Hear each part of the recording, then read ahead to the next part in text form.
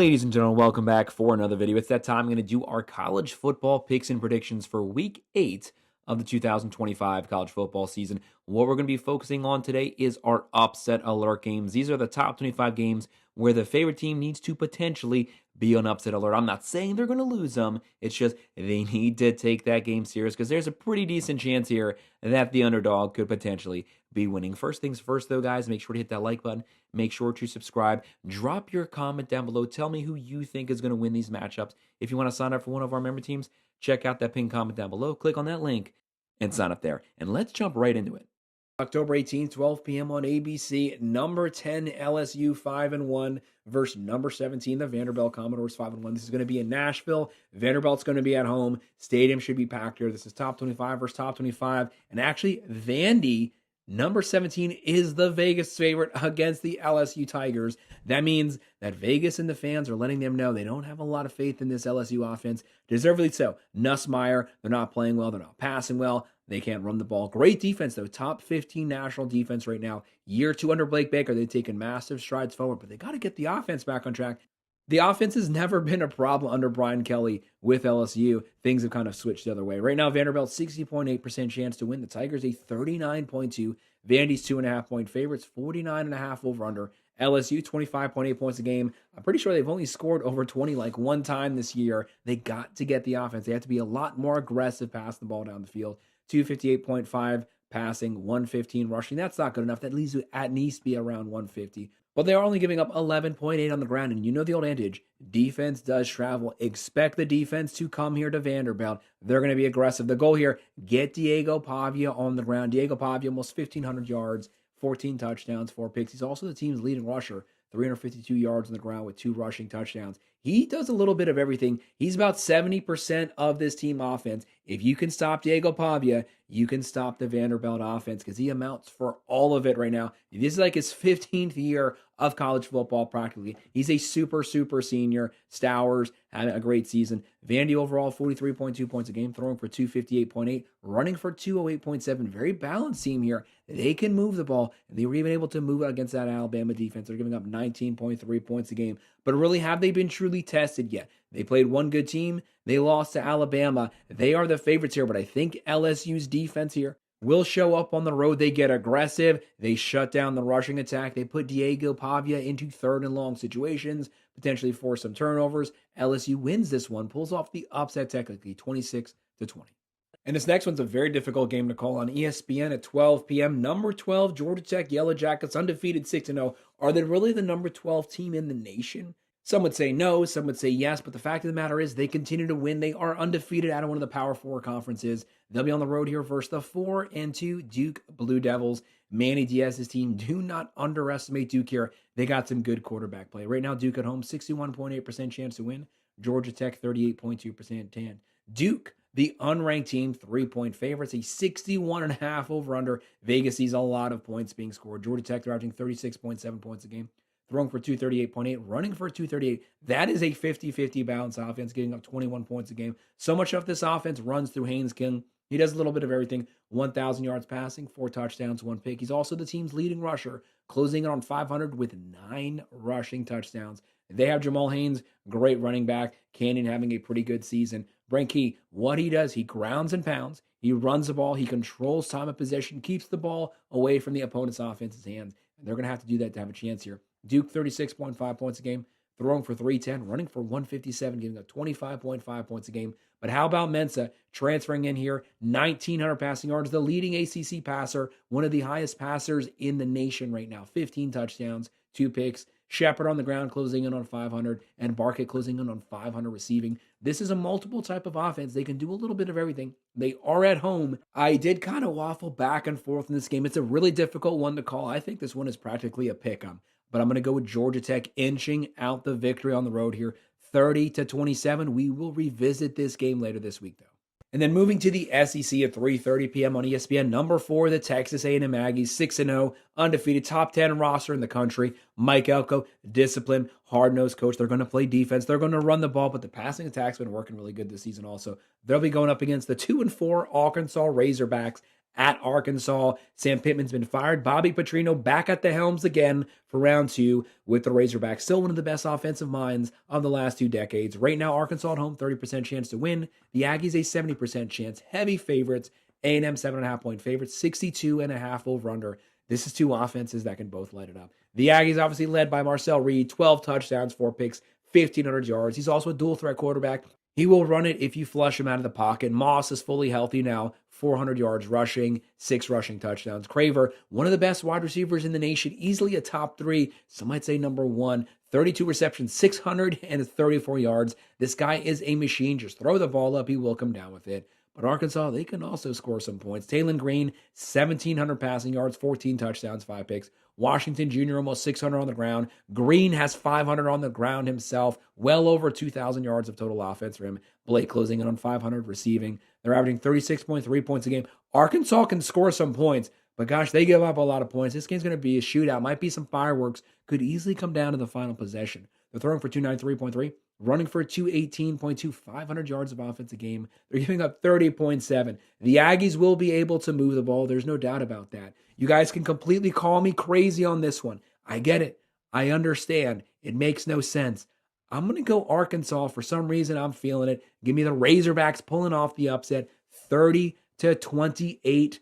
We'll see if it happens, but for some reason, I'm not thinking the Aggies are going to finish this season undefeated. Arkansas, with Bobby Petrino, they might have just enough to pull off an upset here. ABC at 3:30 p.m. staying in the SEC. Number 5, the Ole Miss Rebels, 6-0 undefeated, almost lost last week to Washington State. Think they got caught looking at this game. They played like crap, but hey, they still got the W. That's all that matters at the end of the day. They'll be on the road versus number 9 Georgia Bulldogs, 5-1. Yes, they lost that 33-game home winning streak to Alabama. That's been snapped, but they're looking to rebound, reset it, get things back on track. This offense, they barely squeaked out within an inch of their life versus the Auburn Tigers at Auburn. Georgia has 9 lives right now. They are running through them.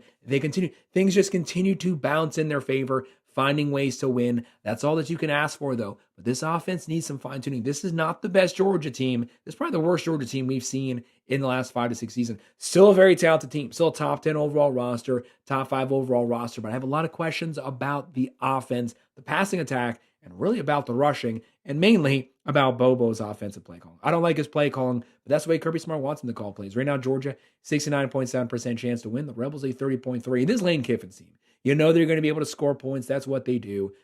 Ole Miss, the higher-ranked team, the underdog here. Georgia, 6.5-point favorites, 54.5 over-under. Stockton's leading the way at quarterback. They have Bowens, Young, Branch. For Christ's sake, can we give the ball to the playmakers, Young and Branch? Feed Branch in space. He's one of the most electrifying slot guys in the country. You just got to give him the ball constantly. Georgia's averaging 32.2, throwing for 228.5, running for 185.7, giving up 17 points a game. Solid defense.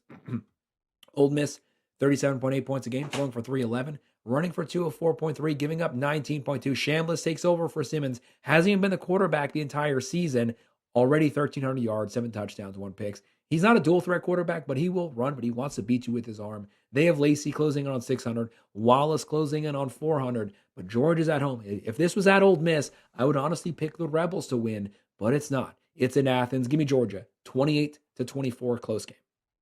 7:30 p.m. on ABC. Number 11, the Tennessee Volunteers, 5-1. They continue to win games, but boy, does it get sloppy sometimes. They give up a lot of points, but Josh Heupel, one of the best offensive minds in college football. No matter who his skill players are, he adapts his play calling. They score points no matter what. Joey Aguilar was only on the team for like 3 days when the season started, and he's been lighting up through the air, on the ground. Tennessee, top 5 offense in the nation on the road here versus number 6, the Alabama Crimson Tide. Since that loss to Florida State, Kalen DeBoer, this team has rebounded. They are on a roll right now, 5-1, couple top 25 wins under their belt already. Grubb's back as the offense coordinator. That's DeBoer's guy. They love that deep vertical passing game, but let me just slow you guys down here. You need to be able to run the ball second half of the season. SEC play. If you make the playoffs, you have to control the pace, slow the game down second half when you're facing good teams. That's where you need that ground and pound. Alabama, 72.4% chance to win. Volunteers, 27.6. Bama's 8.5-point favorites, 59.5 over-under. Tennessee, Joey Aguilar, 1,700 yards passing,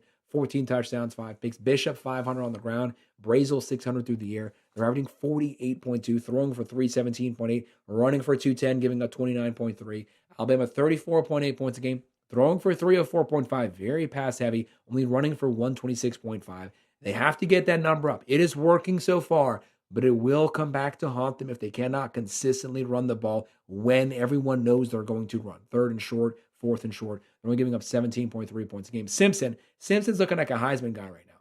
1,700 yards passing, 16 touchdowns, only one interception. Jam Miller closing in on 300 on the ground. Bernard, William. This is a very talented wide receiver core. I don't blame them for throwing. I think it's going to be a higher scoring game. Might go down to the fourth quarter. Ultimately, Bama puts it away. They win 32-27.